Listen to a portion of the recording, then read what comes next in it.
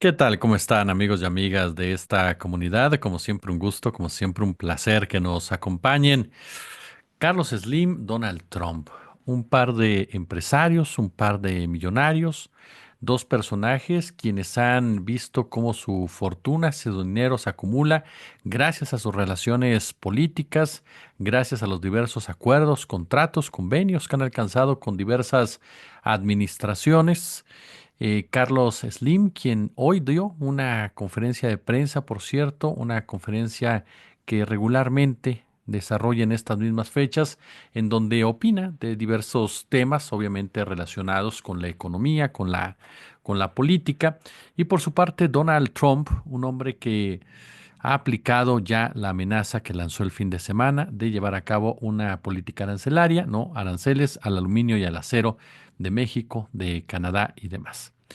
Dos perfiles que nos muestran el poder que tiene el gran capital. Dos perfiles que nos muestran que los hombres y mujeres del dinero han decidido ya salir ante los medios de comunicación, mostrarse tal y como son, personajes claves del entorno internacional y de la discusión geopolítica en muchos aspectos y cuya voz de una u otra manera resuena.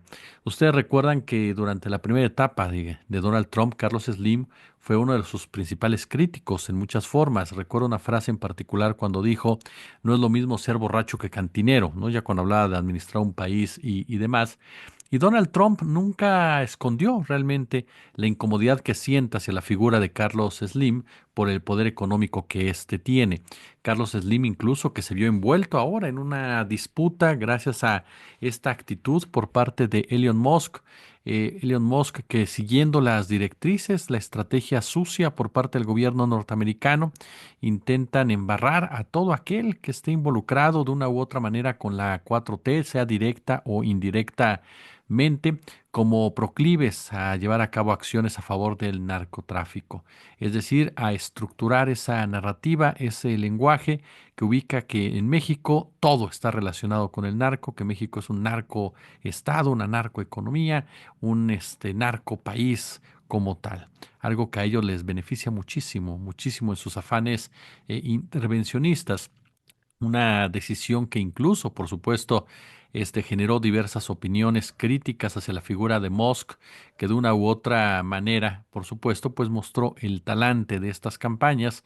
Y claro, cuando nosotros lo analizamos lo dijimos de manera enfática, nosotros no vamos a salir a defender millonarios, ni mucho menos. No, a final de cuentas, todos los millonarios, por lo menos los más importantes, los más grandes o los más grandotes, todos forman parte del mismo árbol. Tienen un comportamiento diferente, algunos tal vez, pero la mayoría de ellos forman parte precisamente de la misma estructura político-financiera que ha llevado al empobrecimiento de millones y al beneficio de unos cuantos. Es cierto. Tuvieron durante muchos años a gobiernos sometidos, gobiernos agachones, gobiernos a los que ellos financiaron, ellos pusieron literalmente y que por lo tanto respondían más al papel de gerentes. Esto hasta el 2018, cuando llegó la figura de Andrés Manuel López Obrador y equilibró en muchos sentidos la relación. Pero esa fue parte de la historia que nos lleva a lo que vamos a comentar en esta oportunidad. Quería darles un poco de este contexto para ver ciertas diferencias, ciertos paralelismos entre el propio Trump y el propio Carlos Slim y ese parecido final que tienen al ser beneficiarios de esa relación Estado-economía. Pero, a ver, ¿qué fue lo que pasó hoy? ¿Cuál es la noticia en un momento dado? A ver, vamos a comenzar por un lado. Carlos Slim, el empresario, ¿no? El hombre más rico de México, de América Latina, ha vuelto a tomar los micrófonos para defender la economía de nuestro país. Esta es una nota de la reportera Karina Suárez, la leo tal cual. En plena volatilidad en los mercados ante las amenazas arancelarias del presidente Trump, el fundador de Grupo Carso ha convocado una conferencia de prensa para hablar sobre la historia de sus negocios, sus planes de inversión, sus perspectivas económicas para el país. Y de manera enfática, de manera tajante, sentencia, los aranceles no funcionan, suben la inflación. Yo creo que esos aranceles no resuelven los problemas. Creo que sería interesante que Trump reduzca el gasto en muchas cosas y por otro lado lo conduzca a la inversión. Fue lo que dijo el empresario, que prevé que las nuevas tarifas solo aplicarán a ciertos productos como el acero y aluminio, tal y como sucedió, pero confía en que estos nuevos impuestos no recaerán sobre el 80% de las exportaciones mexicanas. En un momento donde la incertidumbre permea, Slim reconoció la estrategia de cabeza fría de la doctora Sheinbaum frente a las constantes amenazas, constantes amagos arancelarios de Trump, y el millonario mexicano señaló que el control del tráfico de drogas que pretende Trump vía los aranceles también debe darse del otro lado del río Bravo. Lo veo irracional, es que en este consumo de drogas debería haber un doble cuidado para que no entre y para que no salga, fue lo que dijo Slim. Fue optimista sobre el horizonte de la economía mexicana. Dijo, nos interesa el futuro de México. Estoy muy optimista porque da la impresión que la presidenta no está buscando sangoloteos en los salarios y en otros elementos. Si tenemos estable la macroeconomía, si cuidamos la inflación y la macroeconomía está estable, estamos convencidos de que el futuro puede ser muy bueno. Para crecer se necesita inversión, inversión y más inversión. Fue lo que dijo Carlos Slim, un hombre que obviamente se ha forjado en el neoliberalismo y esa es su visión de las cosas. Él añadió que la economía mexicana puede crecer más si se eleva la inversión, se aterriza la sustitución de importaciones y se consolida el intercambio comercial con los Estados Unidos. Ojo con estos dos puntos. Son muy importantes. ¿Por qué? Porque Slim sabe que el tema comercial con Estados Unidos se irá complicando conforme vayan pasando los años con Trump. Y por eso habla de sustitución de importaciones. Por eso habla del papel precisamente que puede jugar la iniciativa privada de nuestro país para sustituir esas áreas en donde los productos de Estados Unidos, por una u otra razón, ya no sean tan bollantes en el nuestro. En tiempos de incertidumbre económica global, el ingeniero de 85 años ya, poseedor de una fortuna de alrededor de más de 80.000 millones de dólares, bueno, dio un espaldarazo al gobierno de Claudia Sheinbaum al validar las metas sexenales delineadas en su Plan México, incluso coincidió en elevar la inversión pública y privada en los próximos 6 años. Hay una gran necesidad de inversión en infraestructura. A la Comisión Federal de Electricidad le urge, también urge echar a andar la producción de petróleo. El grupo tiene toda la intención de participar con más inversión, fue lo que mencionó Slim. La estrategia sexenal de Sheinbaum establece como objetivo el elevar la proporción de inversión respecto al PIB de 25% a partir del 2026 y arriba de 28% en el 2030. Sobre la reforma judicial, Carlos Slim dijo que desde hace muchos años en el país no existe una división real de poderes. Es absurdo que se haya hecho la reforma, es un error que cuando algo está mal borre uno todo y tenga que hacer todo de nuevo, fue lo que dijo en sus oficinas de Imbursa en la Ciudad de México. Ahora, esa es la postura de Carlos Slim, un hombre que se lo hemos comentado en otras ocasiones. Los empresarios en México comienzan a entender que políticamente, partidistamente, no les conviene estar peleados con Morena. Hoy por hoy saben que Morena es el movimiento más importante que existe, la 4T como tal, que el PAN y el PRI están muy lejos realmente de poder ser competitivos nuevamente y menos con los liderazgos que tienen en la actualidad y por lo tanto saben negociar. Los empresarios así son en el mundo entero. El empresario se ajusta al poder y sabe manejarse con el poder en muchas ocasiones. Vea lo que pasa en los propios Estados Unidos, ¿no? Entonces, y esto sucede en otras partes del mundo. Es la clásica relación entre poder, entre economía y política, en donde siempre va a haber una disputa interna, más no pública, porque no le conviene a ninguno de los dos que haya una disputa, disputa pública, pero sí interna, en la cual dependerá mucho del poder político, el poder que alcance el gran capital. El mundo vive bajo un régimen corporatocrático, eso es un hecho, en donde el dinero, el poder económico dicta las políticas públicas, o por lo menos es lo que ha sucedido durante muchísimos años, aun y cuando haya países que han querido sacudírselo, sobre todo en los últimos. Sin embargo, aún en ese escenario, el gobierno es el que marca el derrotero. Por eso era, para este grupo neoliberal, siempre fue tan importante erosionar al Estado, debilitar al Estado para que no pudiera cumplir con su labor, para que de una u otra manera siempre estuviera sometido a los designios del capital. Eso fue fundamental, determinante. Fragmentar al Estado, romperlo, en pocas palabras, debilitarlo, no, convertir todo esto en un individualismo ramplón en muchas ocasiones, perverso en otras, pero que de una u otra manera funcionaba para sus planes. Cuando aparece López Obrador y comienza a jugar este papel del fortalecimiento del Estado, de que el Estado tenga más participación, de que haya obra pública, de que figure más en el tema económico, cuando Claudia Sheinbaum comienza a hablar de la prosperidad compartida, comienza a hablar de un Estado que se involucre directamente, son decisiones que parecen cualquier cosa, pero realmente no lo son. Y no se trata de que sea simpatizante o no simpatizante de Morena, sino que son decisiones que te van dando una soberanía frente, o una libertad, no soberanía, pero sí una libertad de decisión frente a un poder económico que había copado absolutamente todos los espacios. Así de sencillo. Y por lo tanto, te topas entonces ahora con una visión de que sí, podemos llegar a acuerdos, pero los acuerdos tienen que dejarnos ganancias a todos. Los acuerdos tienen que permitirnos mejorar salarios, los acuerdos tienen que permitirnos mejorar condiciones laborales. Falta mucho en el tema laboral y Carlos Slim es uno de los principales obstáculos para que sigan mejorando las condiciones laborales. Pero entonces, ¿cómo consigues que Slim y otros empresarios acepten ciertos avances, ciertas reformas, más allá de lo que puedan decir estos tipos de los monrealistas? ¿Cómo lo haces? Ofreciéndoles una negociación. Invierta aquí, te ver bien aquí, pero yo necesito hacer esto, yo necesito hacer esto como Estado. Yo tengo que cuidar esto. Ese es uno de los puntos que más se ha complicado, comentado del Plan México, que se ha dicho, ¿dónde está la representatividad laboral? ¿Dónde está la representatividad comunitaria? El Estado lo está asumiendo y por lo tanto deberá de rendir cuentas al respecto. Y para poder dar cuentas positivas, tendrá siempre que equilibrar la balanza, incluso mantener una superioridad con la iniciativa privada que le permita precisamente que muchas de esas ganancias que pueda arrojar el Plan México se deriven en apoyar a los que menos tienen, además de con los programas sociales con proyectos que permitan el desarrollo de las comunidades. Entonces, de eso va este tema particularmente. Y por eso es tan importante no perder de vista con quién estás hablando y con quién estás negociando. Por ejemplo, mucho de Carlos Slim se demuestra cuando habla de la desigualdad.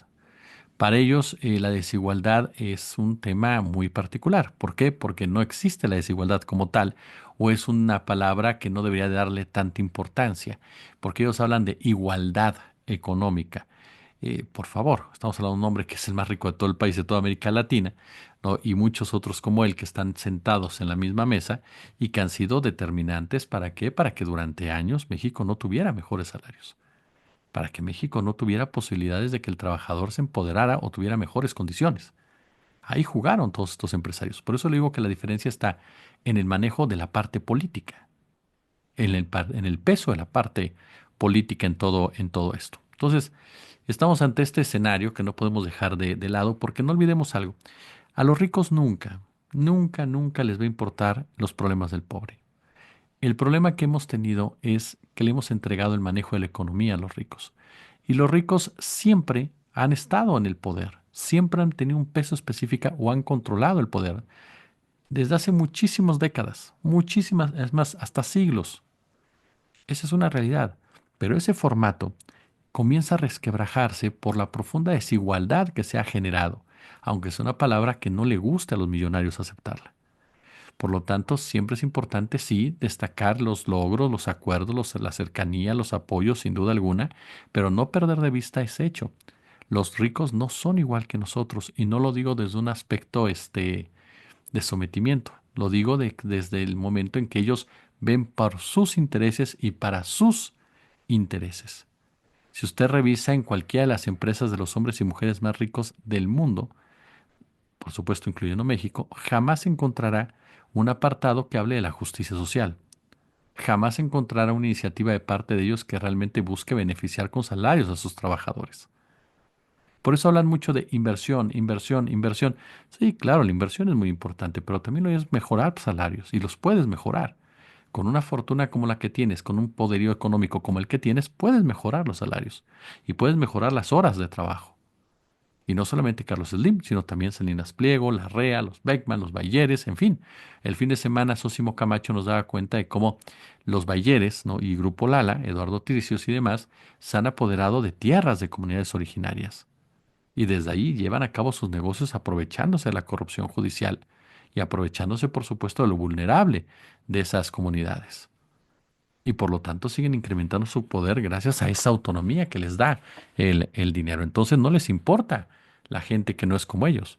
Porque si fuera así, se preocuparían de no estar contaminando esas comunidades, se preocuparían de no estarlos despojando del agua, de sus tierras, de su forma de alimento. No, a final de cuentas, por eso no les importa.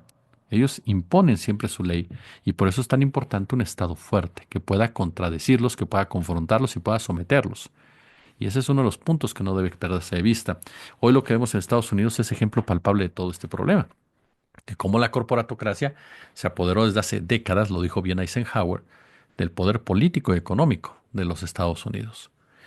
El presidente Trump en este marco firmó un decreto para que Estados Unidos imponga aranceles del 25% a todas las importaciones de acero y aluminio, incluidas las de Canadá y México, así como otros aranceles de importación más adelante en la semana, fue lo que dijo. Hoy simplifico nuestros aranceles sobre el acero y aluminio. Es un 25% sin excepciones ni exenciones. Añadió que sopesaría imponer aranceles adicionales a automóviles, productos farmacéuticos y chips informáticos. La Casa Blanca aseguró que los aranceles serán aplicados a nivel global y que no habrá excepciones a ningún país en importaciones de acero y de aluminio. Canadá es el principal origen del acero importado por Estados Unidos, seguido de México, Corea del Sur, Brasil y Vietnam, según datos del Instituto Americano del Hierro y el Acero. Y en cuanto al aluminio, Estados Unidos obtiene casi dos tercios de su suministro de Canadá, de acuerdo con la Asociación del Aluminio. Si no mal recuerdo, durante su primer mandato en 2018, Trump impuso aranceles del 25% a las importaciones de acero y del 10% a las de aluminio, ¿no? Aunque luego concedió exenciones a Australia, Brasil, Canadá y también, por supuesto, a México, algo que dice ahora no va a ocurrir. Y en este punto déjeme hacer un pequeño repaso para tratar de entender con base a diferentes puntos de analistas y la interpretación propia esta postura de Trump. Cuando uno ve estas acciones, digo, la doctora Sheinbaum ha sido muy enfática, cabeza fría, y me parece que es la decisión adecuada. Pero aquí mucha gente se pregunta, ¿debería México olvidarse de las represalias comerciales? No, por supuesto que no. México debe aprovechar también las oportunidades que brinda una coyuntura como esta.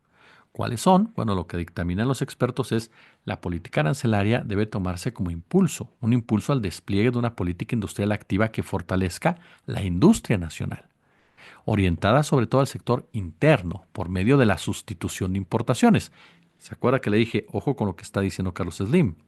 Los aranceles deben proteger a las industrias que han perdido con el proceso de liberación económica.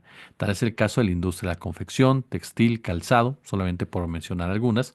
Y esta medida, ojo con esto que dicen especialistas, requiere de una política fiscal expansiva basada en un déficit fiscal orientado a las actividades productivas, infraestructura, industria, transporte, tecnología, educación y salud. Y por el otro lado, acompañada de una política que brinde fuentes de financiamiento de bajo costo y oriente los recursos al proceso de la reindustrialización. Esto para nada, por supuesto, es de inmediato, ¿no?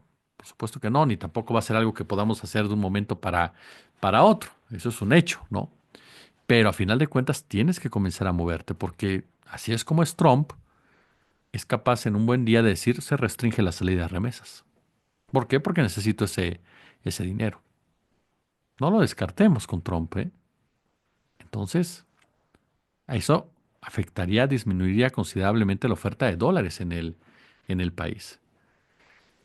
Ahora, el sueño de los neoliberales, ¿no? De integrarse a Estados Unidos desde la firma del Telecam y ahora el TEMEC, pues se ha desmoronado de un momento a otro. Las tendencias mundiales chocan constantemente con sus dogmas disfrazados de teoría económica pura. ¿Por qué? Porque ambos tratados solo incrementaron la dependencia del país con el vecino del norte. Y son, efectivamente, coincido plenamente con esta idea, son los responsables de las vulnerabilidades que el día de hoy enfrentamos.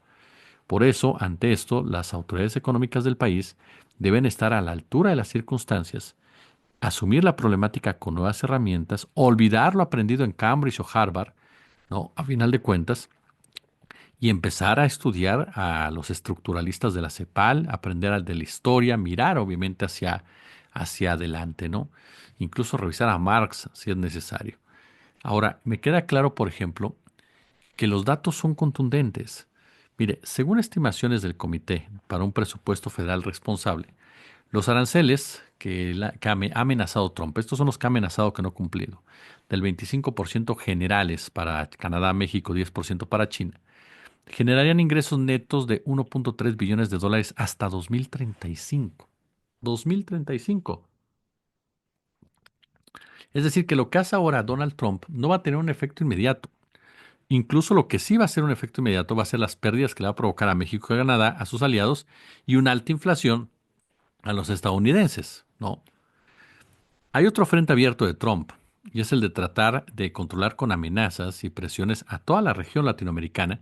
Con ese objetivo, incluso envió a Marco Rubio por varios países de la zona. Inició en Panamá, ¿no? Comenzó a amenazar a todo el mundo sobre el tema del canal, de adueñarse del estratégico lugar. José Raúl Mulino cedió inmediatamente a las peticiones imperiales, canceló el acuerdo de la ruta de la seda con China para que la empresa del país asiático Hutchison Ports deje de operar puertos vecinos de la vía interoceánica, ofreció deportar migrantes a través de un aeropuerto en Darién y además la autoridad del canal ofreció el paso expedito a buques de guerra estadounidenses, es decir, se inclinó completamente el presidente de Panamá, que primero había dicho muy firme que Panamá era soberano, pero bueno, también ¿qué puede hacer Panamá? O sea, ¿qué puede hacer Panamá realmente? ¿Cómo puede Panamá ponérsele enfrente a Estados Unidos?